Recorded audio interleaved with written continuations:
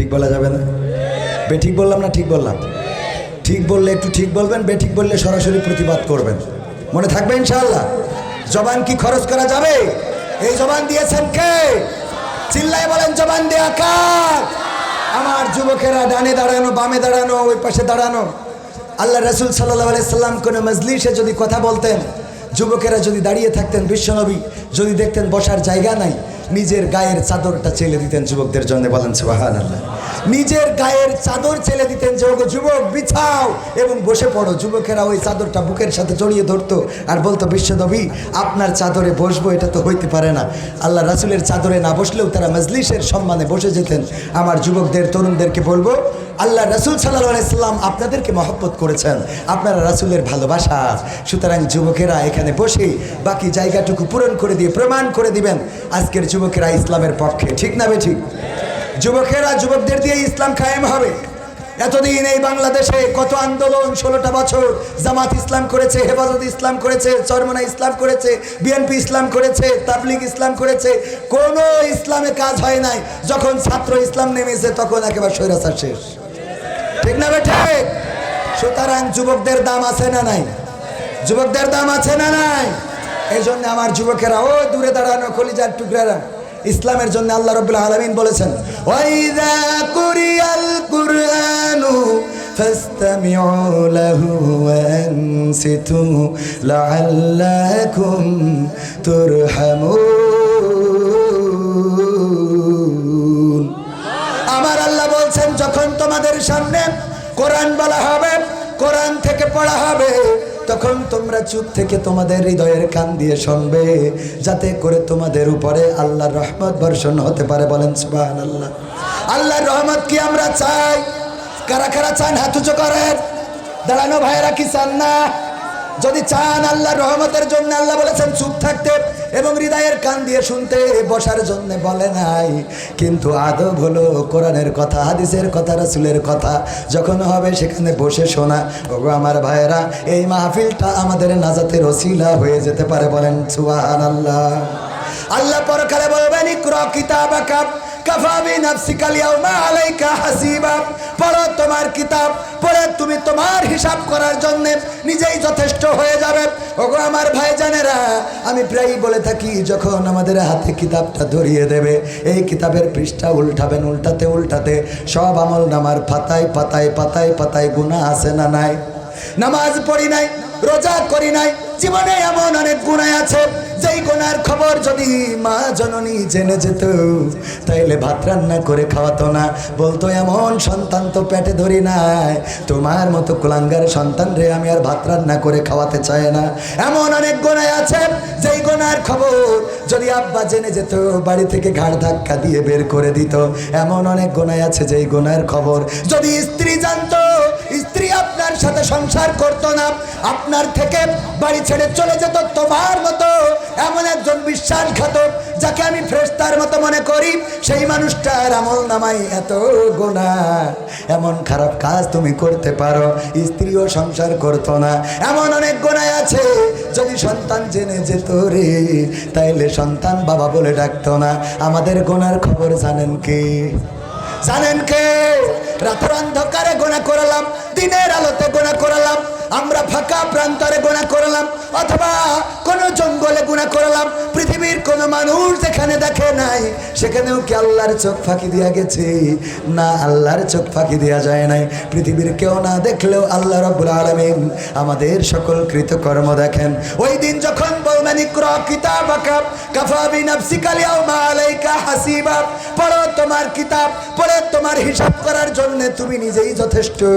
এই কথা যখন বলে কিতাবটা ধরিয়ে দেবে, মানুষেরা বলবে, আল্লাহ এটা এমন একটা কিতাব যেই কিতাবে ছোট ছোট কর্ম এড়ায় নাই। ফামাইয়ামাল মিসকালা যাররাতিন খায়রান ইয়ারা ওয়া মাইয়ামাল মিসকালা যাররাতিন শাররান ইয়ারা।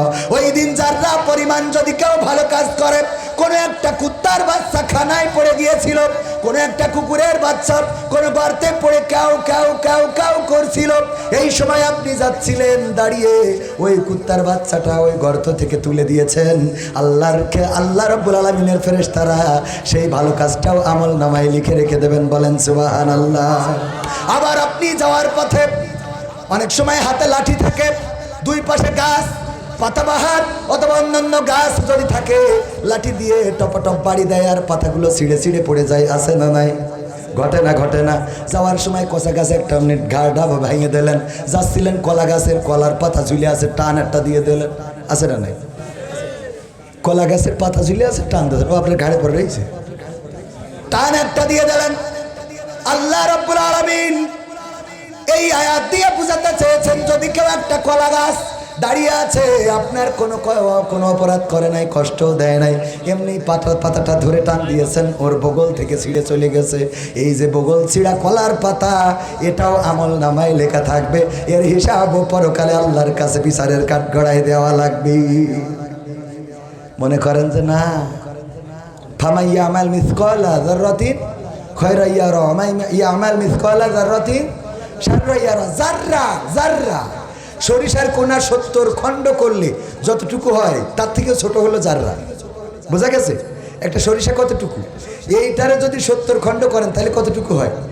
সেইটার যে কণাটা এর থেকেও ছোট হলো যাররা। এই যাররা পরিমাণ ভালো কাজ অথবা খারাপ কাজ। কুত্তারে পানি পান করাইছেন, এর জন্য আল্লাহ রাব্বুল আলামিন আপনাকে পুরস্কৃত করবেন। আবার কুত্তার বাচ্চা হয়েছে, কোনো কারণ ছাড়াই পাটকাঠি দিয়ে গাদার তলে কাটি দিয়েছে, কোনো কারণ ছাড়াই কুত্তা দিয়ে পাটকাঠি দিয়ে গুতাচ্ছেন, পাটকাঠি দিয়ে, এরকম আছে না নাই? এই যে গুতালেন, এটাও আল্লাহর আমল নামা, আল্লাহ রাব্বুল আলামিন আপনাকে দেখাই দেবেন। আপনি মনে করেন না যে ও আপনি মেলা ভালো কাজ করেছেন, এই জন্য আপনি জান্নাতের টিকিট দুইটা একসাথে কাটা হয়ে গেছে, বোর একটা আপনার একটা, এরম এত সহজ না, জান্নাত এত সহজ না। মনিরামপুর যদি একটা জমি কিনতে হয়, 1 শতক 5 শতক জমি কিনতে গেলে এখন ন্যূনতম 50 লাখ টাকার দরকার, ঠিক না ঠিক? মনিরামপুর শহরে 50 লাখ টাকায় 5 শতক জমি পাওয়া যাবে প্রপারে? তারপরেও যদি পাওয়া যায়, যেতে পারে 5 শতক জমি 50 লাখ টাকা। আর আল্লাহ যে জান্নাত দিবেন, এই দুনিয়ার ছোট জান্নাতটাও কয় গুণ? কয় গুণ? সবাই বলেন কয় গুণ? তো 10 গুণ জান্নাত নিবেন, বিড়ি টানেন আর মনে করেন আল্লাহ জান্নাত দিয়ে দেবেন। এত সোজা, বিড়ি ঠেনে তে কুলিবিলি করি, তে উজু করি না, হসপিটাল করে পাও ভেজিনি, গুড়ালেও ভেজিনি, হাতাও ভেজিনি, কানেও ভেজিনি, উজুর ফরজ কয়টা এটাও জানেন না ঠিক মতো। ইমাম সাহেব সূরা ফাতিহা পড়লো না সূরা কি পড়লো তাও জানেন না, খালি ওই টপাটপ মারেন আর চলে আসেন। এরকম আছে না নাই? আল্লাহর ওলি পরহেজগার কত যে আছে। আল্লাহ জানাজার দোয়া, প্রতিনিয়ত জানাজা পড়ি, অথচ আমরা জানাজার দোয়া পারি না। আহা, আমি জানাজার দোয়া ধরলাম, 100 জনের 90 জন জানাজার দোয়া জানি না। আমার কাছে প্রমাণ আছে, আমি দায়িত্ব নিয়ে বলছি।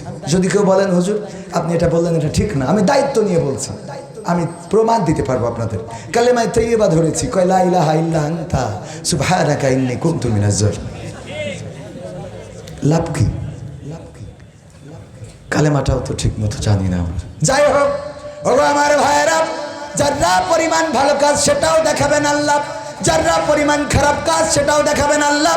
এবং কিতাবটা যখন ধরিয়ে দেবে, ওই কিতাবের প্রতিটা পাতায় পাতায় আপনার আমার কৃতকর্মগুলো, কবে লাইলাতুল ফেব্রুয়ারিতে গদখালি গিয়েছিলেন, কার পিছনে নিয়ে গিয়ার মারিলেন, আছে না নাই? যুবকেরা 14 তারিখ সাবধান সাবধান রে, কারে নিয়ে গেলেন, কোন দিন ফুল কিনে দিয়েছিলেন, এরপরে আপনি তাহাজ্জুদ গুজারি হয়েছেন, হতে পারে আল্লাহ আপনার গুনাহ ক্ষমা করে দিতে পারেন, কিন্তু সেটাও কিতাবে থাকবে। আর এইভাবে করে করে প্রতিটা কৃতকর্ম যেমন থাকবে, থাকতে থাকতে আজকের এই মাহফিলের এই দিনটা, এই সময়টা থাকবে না? থাকবে না? এটাও থাকবে। আপনি কিতাবের পৃষ্ঠা উল্টায় 6 ফেব্রুয়ারি 2025 সাল আপনার আমলনামার খাতায় যখন দেখবেন, কোন এক কোরআনের মাহফিলে বসেছিলেন, আল্লাহ রাসূলের ভাষায় জান্নাতের বাগান, আল্লাহকে যদি বলার সুযোগ আল্লাহ রাব্বুল আলামিন দান করে দেয়, ওগো বান্দা তোমার খাতাটা চেক করে কি পেয়েছো নাকি কোনো ভালো কাজ, আমরা যদি বের করি করতে করতে যদি এই জায়গাটা পেয়ে যায়, কবির বিন সামাদ ধরা খেয়ে গেলেও যেতে পারে, কারণ এখানে এসেছে খাওয়া আছে, টাকা আছে, এই জন্যে কবির বিন সামাদ এসেছে। কিন্তু আপনারা যারা এসেছেন আপনাদের খাওয়াও নাই, টাকাও নাই। তাহলে আমি এটা কই আর যা হই, আপনারা যে নিরাপদে চলে যাবেন এটা কিন্তু আমি গ্যারান্টি দিতে পারি। আপনাদের গ্যারান্টিটা আমার কাছে আছে। আপনাদের গ্যারান্টি? ওগো আমার ভাইয়েরা, ওই দিন যদি আল্লাহ বলার সুযোগ দেয়, আর যদি বলতে পারেন আল্লাহ দেখো এই যে 2025 সাল ফেব্রুয়ারির 6 তারিখ ধানমন্ডি যেদিন ভেঙেছিল তার পরের দিন আমরা কোরআনের মাহফিলে ছিলাম। ও আল্লাহ, তুমি যদি চাও রে তাইলে এই মাহফিলের ওসিলায় জীবনের গুনাহ খাতা মাফ করে দিতে পারো। আমার আল্লাহর এত দয়া, এত মায়া, আজকের এই মাহফিলটার ওসিলায় আপনার জীবন জিন্দেগির সমস্ত গুনাহ মাফ করে দিতে পারি। আল্লাহর দয়ার শেষ নাই। শুধু সওয়াব দিয়ে পার পাওয়া যাবে না, দাড়ি দিয়ে, টুপি দিয়ে, নামাজ দিয়ে, রোজা দিয়ে পার পাওয়া যাবে না। আল্লাহ যদি করুণা না করেন, আল্লাহর নবী মেরাজে যেয়ে দেখলেন একজন নারী জান্নাতে খুব চিৎকার চেঁচামেচি করে কান্না করছে। বিশ্ব নবী বললেন, ওগো জিবরাইল, এই লোকটি, এই মহিলাটি কোন অপরাধের কারণে জাহান্নামে? আল্লাহর নবীকে ফেরেশতা জিবরাইল আলাইহিস সালাম জানালেন, ওগো নবী গো, এই লোকটি দুনিয়ার পরে ভালো মানুষ ছিল, কিন্তু এ একটা কাজ করেছিল, যে এই কাজটা হলো একটা বিড়ালকে আটকে রেখেছিল, খাইতেও দেয় নাই, ছেড়েও দেয় নাই, এই কারণে আল্লাহ রাব্বুল আলামিন তারে জাহান্নামে দিয়ে দিয়েছে। একটা বিড়ালকে খাইতেও দেয় নাই, ছেড়েও দেয় নাই, বিড়ালের প্রতি অবিচার করার কারণে গোটা জীবন জিন্দেগির আমল বরবাদ করে আল্লাহ জাহান্নামে দিয়েছেন। আবার একজন পতিতা কুত্তাকে পানি পান করিয়েছে, কূপ থেকে পানি পান করালো, পিপাসার্ত কুকুরকে নিজের ওড়নাটা কূপের মধ্যে ঝুলিয়ে দিল।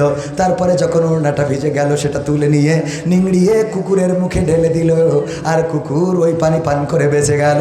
আল্লাহ রাব্বুল আলামিন জানিয়ে দিলেন, ওই পতিতার গোটা জীবন জিন্দেগির গুনাহ আমি আল্লাহ ক্ষমা করে দিলাম। কুকুরকে পানি পান করায়ও জান্নাতে যেতে পারবেন। জান্নাত কার? জান্নাত কার? আল্লাহ কারো কাছে কৈফিয়ত দিবেন না। কেউ এটা বলতে পারবে না আল্লাহ অমুক কেন জান্নাতে যাবে, আমি কেন নাই। ইখতিয়ার আছে, ও কেন জান্নাতে যাবে? আমি বললাম আল্লাহ যদি চান শেখ হাসিনাকেও জান্নাত দিবেন। আমাদের সাবেক ইমাম সাহেব বলছে, আল্লাহ তো তোমার মতো পাগল। আমি বললাম কেন? শেখ হাসিনা জান্নাত দেবে, এটা একটা কথা হইলো? আমি বললাম আল্লাহ দিতেই পারেন, আল্লাহ যাকে চান তাকে জান্নাত দিবেন, যাকে চান তাকে জাহান্নামে দিবেন। সবচেয়ে বড় হুজুর আলেম দিয়ে জাহান্নাম উদ্বোধন হবে। আমার কথা না, কার কথা? বিশ্ব নবী সাল্লাল্লাহু আলাইহি সাল্লামের কথা। আলেম দিয়ে, শহীদ দিয়ে, এবং কি দিয়ে? দানবীর দিয়ে, তিন শ্রেণীর মানুষ দিয়ে জাহান্নাম উদ্বোধন করা হবে। 1 নম্বর আলেম, 2 নম্বর শহীদ, 3 নম্বর দানবীর। আল্লাহ রাব্বুল আলামিন বলবেন, তুমি ইলম অর্জন করেছিলে, মানুষ যেন তোমারে ডক্টর বলে, মানুষ যেন তোমারে মাওলানা বলে, মুফতি বলে, মুহাদ্দিস বলে, মুফতামিম বলে, মানুষ যেন তোমারে বড় আলেম বলে। দুনিয়ার পরে তোমার আলেম বলেছে, মুফাসসির বলেছে, মুহাদ্দিস বলেছে, দুনিয়ার পরে শেষ হয়ে গেছে। কারণ দুনিয়া অর্জনের জন্যই তোমার প্রত্যাশা ছিল। ইন্নামাল আমালু বিন্নিয়াত, বিশ্বনবী বলেছেন আমল নির্ভর করে তার নিয়তের উপরে। তোমার নিয়ত ছিল দুনিয়ায় বড় আলেম হওয়া, দুনিয়ায় আমি তোমারে বড় আলেম বানিয়েছি, কিন্তু আজকে হাসরের ময়দানে সব তোমারে জিরো করে দিয়েছি। বলেন নাউজুবিল্লাহ। আমরা কি এটা চাইব? শহীদ বলবে তোমারে যেন দুনিয়ায় বড় বীর বলে, এই জন্য তুমি যুদ্ধ করেছো, লড়াই করেছো, যেন মানুষ বলে অনেক বড় বীর। এই বলার উদ্দেশ্য নিয়ে তুমি লড়াই করার কারণে দুনিয়ায় তোমারে লোকেরা বীর বলেছে, তুমি শহীদ হয়েছো বলেছে, বীর শ্রেষ্ঠ অমুক এই বলেছে। দুনিয়ার পরে তোমার পরিশোধ হয়ে গেছে, আখিরাতে কোনো অবশিষ্ট নাই। আর দানবীরকে ডেকে বলবেন, ওগো দানবীর শুনে নাও, তুমি দুনিয়ার পরে দান করতে, মানুষ যেন বলে দানবীর, দানবীর জিন্দাবাদ, জিন্দাবাদ। আছে না নাই? কথা কয় না, আছে না নাই?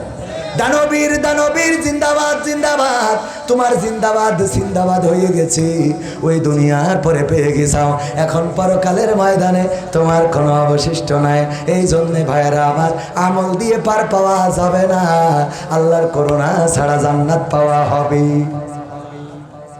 জার্মানের পীর সাহেব মরহুম গুরুত্বপূর্ণ একটা কথা বলতেন, আমার খুব পছন্দের হয়।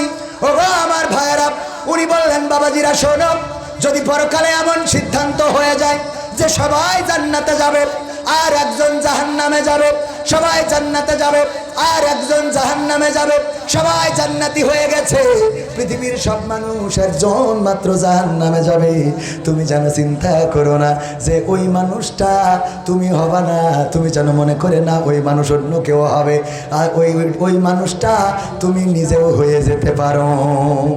ঠিক না বেঠিক? আবার অপর দিকে বললেন, পৃথিবীর সব মানুষ যদি জাহান্নামী হয়ে যায় আর একজন যদি জান্নাতি হয়, পৃথিবীর সব মানুষ যদি জাহান্নামী হয়ে যায়, আর একজন যদি জান্নাতি হয়, পৃথিবীর সব মানুষ যদি জাহান্নামী হয়ে যায়, আর একজন যদি জান্নাতি হয়, তবে এই আশা ছেড়ো না, ওই একজন তুমি হবা না। কারণ আল্লাহ চাইতো তোমার কোনো নেকামলের বদৌলতে ওই মানুষটা তুমি একজন হয়ে যেতে পারো। আল্লাহ বলেছেন লা তাকনাতু মির রাহমাতিল্লাহ। কার কথা? যখন কেউ থাকে না তখন থাকেন কে? আর যখন সবাই থাকে তখন থাকেন কে? তখন মনে হয় কেউ থাকে না। যখন সবাই থাকে তখন আল্লাহ থাকে, যখন কেউ থাকে না তখনও থাকে কে? আল্লাহ। পৃথিবীতে আল্লাহ কাউকে ছেড়ে যায় না, আল্লাহ কাউকে ছাড়েনি, আল্লাহ কাউকে ছেড়ে দেয় না। ওগো আমার ভাইরা, আল্লাহকে যারা ডেকেছে আল্লাহকে তারা পেয়েছে, আল্লাহকে যারা খুঁজেছে আল্লাহকে তারা পেয়েছে, আল্লাহকে যারা বুঝেছে আল্লাহকে তারা পেয়েছে। আর আল্লাহকে যারা খোঁজেনি বোঝেনি তারা আল্লাহকে কখনো জীবনে পায়নি। দাড়িতে সুন্নাহ, টুপিতে সুন্নাহ, পোশাকেও সুন্নাহ আসি,